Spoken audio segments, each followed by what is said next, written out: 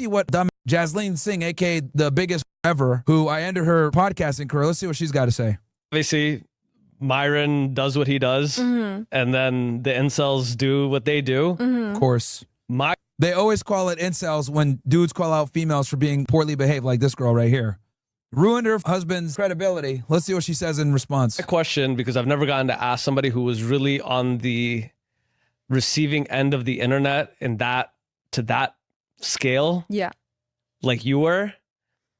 How did you feel? I remember because you asked me this.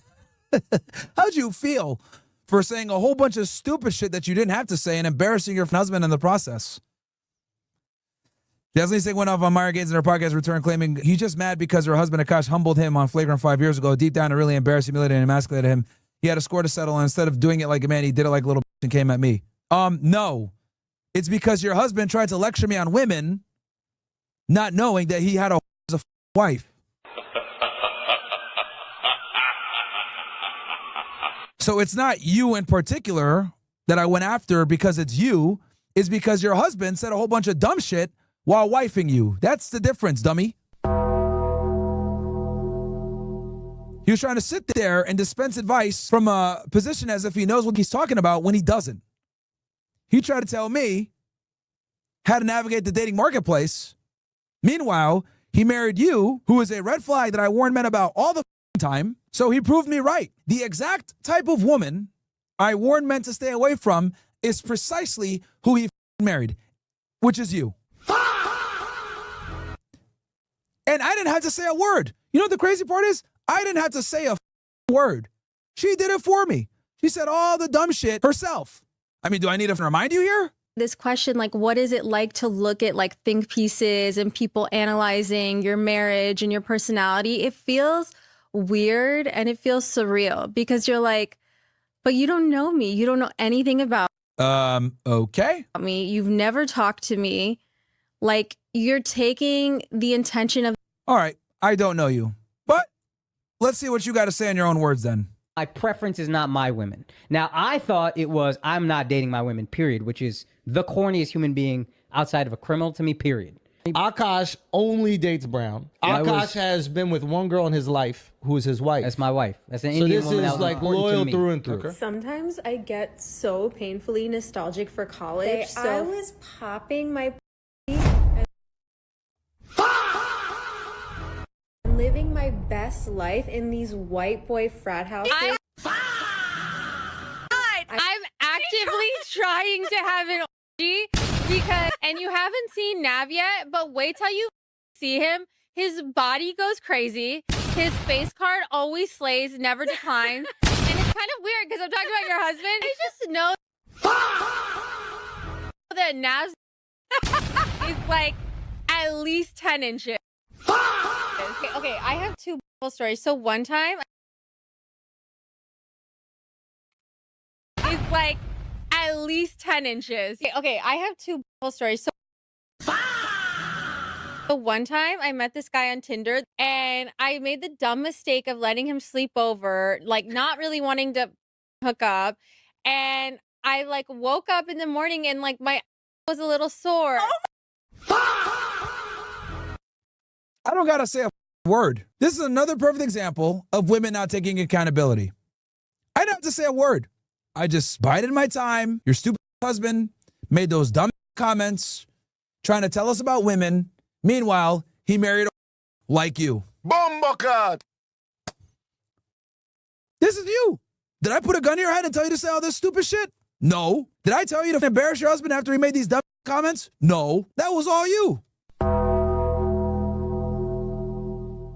And I remember that he like, kind of do you watch when you use a vibrator? Okay, not gonna lie, I don't watch using a vibrator. What? I just think my imagination is vibration enough. Wow. I just think of like my own husband while I'm like doing it. Wait, that's kind of baller, but I Yeah. could never do that. Yeah. Because Akash is a loser. That's why. Your own wife is admitting that when she uses a vibrator, she doesn't think of you, nigga. Yeah. And so I I was using you and your husband split finances, and I'm gonna be really honest. I don't. We don't. We don't. We don't. First of all, that's a red flag. I'm not like, no joke. I love you girls. If you want to work, all for that, whatever. But like any man that doesn't want to have a joint bank account or isn't being transparent with his accounts or has separate accounts, that's a red flag. This is not a two-way street. This is a one-way street.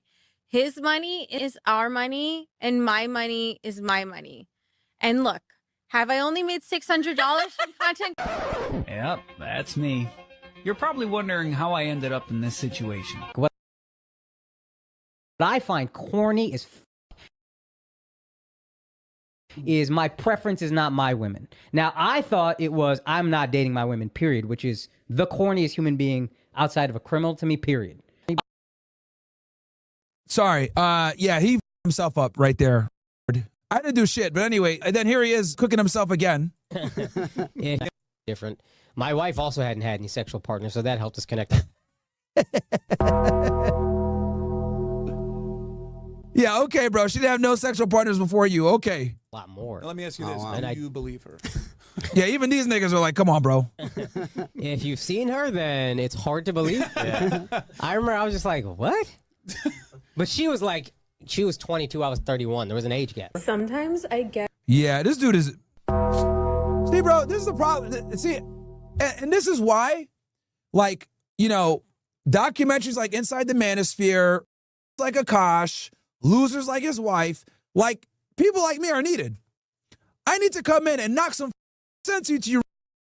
Welcome, punch! Because women will deceive you if they can. As you guys can see here. This really thought this was a virgin. Dumb. Oh, you're a virgin? Thank you, come again. You're a virgin? Let's get married. Thank you, come again. Dumb Jeet, bro. And he married a female Jeet. Thank you, come again. Incredible. Incredible, bro. Nigga That's so painfully nostalgic for college. Anyway, shout out to, I think it was Kool-Aid Assassin made this video, bro. One of the guys in the OSS. Shout out to him. So anyway, let's see what she's going to say. Now you guys got context. I didn't say shit. I just put a video out and destroyed her. This video in the complete wrong way. And I mean, this obviously goes without saying, but the misogyny was like really crazy. Misogyny? No, it's called realism. It's called the reality. You're acting like, and I called you out for acting like. Because obviously we know it exists in our society, but oh, here we go. Misogyny. To see it so rampant and like full force and just like unapologetically there. Yes, because women are insufferable. Okay, if you want to call it misogyny or just reading the room, I don't really give what you guys call it. Some of you guys call it being realistic about female nature. Others of you call it misogyny. I don't give a what you label it. But we're waking up and I'm the alarm clock. These women are out of control. Out of control, okay? And they hate guys like me because I tell it like it is. This shit is unacceptable. Unacceptable. Obviously, dumb Akash couldn't see it, but I don't want any of you guys ending up in a situation like getting married with this harlot right here, who sells you a dream of being a virgin, sells you a dream of being like pure. Meanwhile, she was popping her white boy frat parties, according to her own words. Because here's the difference. Men kill themselves over shit like this. Here's the difference. Men put a foot in their mouth and shoot themselves because they think they weren't adequate. Or they think that their wife cheated on them when they thought that she was a fud. Or they find out their wife cheated on them when they were like, you know, the best guy ever. Or they can't figure out female nature. See, the thing with men is this. Men are designed to innovate and discover. If a man can't innovate and discover, there's no point in living. So a lot of guys are like, I'm just going to end it. So then I got to come in, stand between him and the gun. Hey, wake up. Wake up, stupid. You're about to kill yourself over some that's never going to care about you anyway. She's going to show up to your funeral with her new boyfriend. Bomba. So are you sure you want to do this? And then that's when they wake up because they thought they were helpless. They didn't know what was going on with women. Why does she not like me? Why is she divorcing me? Why is she taking my money? Why is she taking my kids? Why is she doing this? I did everything right. Oh my God, I followed what I was told. I was a good guy. I got on one knee. I married her. I didn't sign a prenup. I gave her a home. I worked. I gave her kids. I gave her everything she wanted. But she's still Tyrone or Chad. Or she's leaving me and I don't know why. And it's because a lot of you guys, a lot of men, are painfully blue-pilled. People like Louis, I guarantee you guys, I've saved more lives than Louis Theroux has, by far. Okay? Because his way of approaching and dealing with women is precisely what gets men killed. Because they come in on this ideology, they come in with this fantasy, this fairy tale fantasy that women are sugar and spice and everything nice. And I'm here to tell you guys, women are more cutthroat and ruthless than we are, okay? The difference is that you just don't know about it. So when you see me being at the club with Clavicular and I'm telling them like, yo, you tell that like, yo, you're either DTF or not. And then they say, yeah, we kind of are. That, my friends, is the reality of the sexual marketplace. Guys like me at Clavicular could tell girls straight up, are you trying to or not? Because otherwise, get the out of our section. Meanwhile, you stupid niggas are taking them on 10 dates.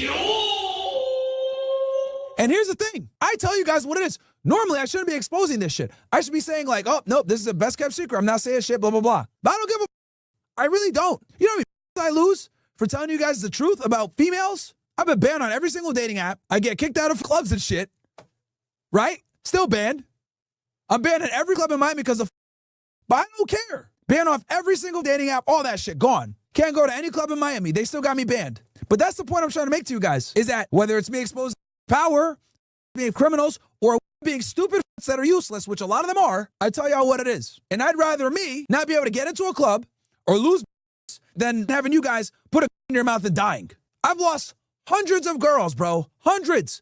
Oh, I've seen your podcast, you're a misogynist. Oh, you're the guy that tells women they're dumb. Oh, you're the guy that is oh, you're the author of Women Deserve Less or something? Hundreds of times, right? Most guys will be like, damn, man, this shit me up, nigga. I'm done. I'm done with this red pill shit. This shit cooking me. I don't give a man. Been demonetized, stay demonetized because of it, by the way. Dumb YouTube, every single time. Oh, yeah, well, you know, we're not going to remonetize you because you say hateful rhetoric towards women. Man, I've lost millions of dollars talking about this shit, bro. I really have. Put me on the radar, the women keep me demonetized. It is what it is.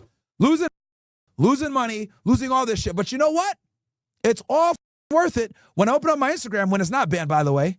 Right now, it's temporary, it's up. So go ahead and send me your messages if you guys want about how I might have helped you out. I saved those. It means a lot to me. But it's all worth it when I get DMs from you guys and you say, yo, I was going to myself. Yo, I was with this awful-ass girl, and I left her. You gave me the strength to leave her. Now I'm double or tripling my income. Yo, I was with this girl. She used to abuse me. She used to smack me, and I didn't do nothing. I was too scared to leave. Yo, I had a fake charge, and I was able to beat it because you've taught me to record when I interact with these girls. Whatever it is. You guys send me all kinds of crazy shit. But it makes it all worth it. When I get declined from a nightclub or can't go into a restaurant or people ban me and say, sorry, man, we can't have you on because you're too anti or you're a misogynist or like I don't get podcast invites like dumb Chris Williamson who have like all my ops on but won't have me on because he's too much of a bitch. It's all worth it because I keep you guys from dying, bro. That's why I do this shit. Bro, I could have been walked away from this shit a long time ago, by the way. Guys, I have enough money to walk away from this shit completely and be done.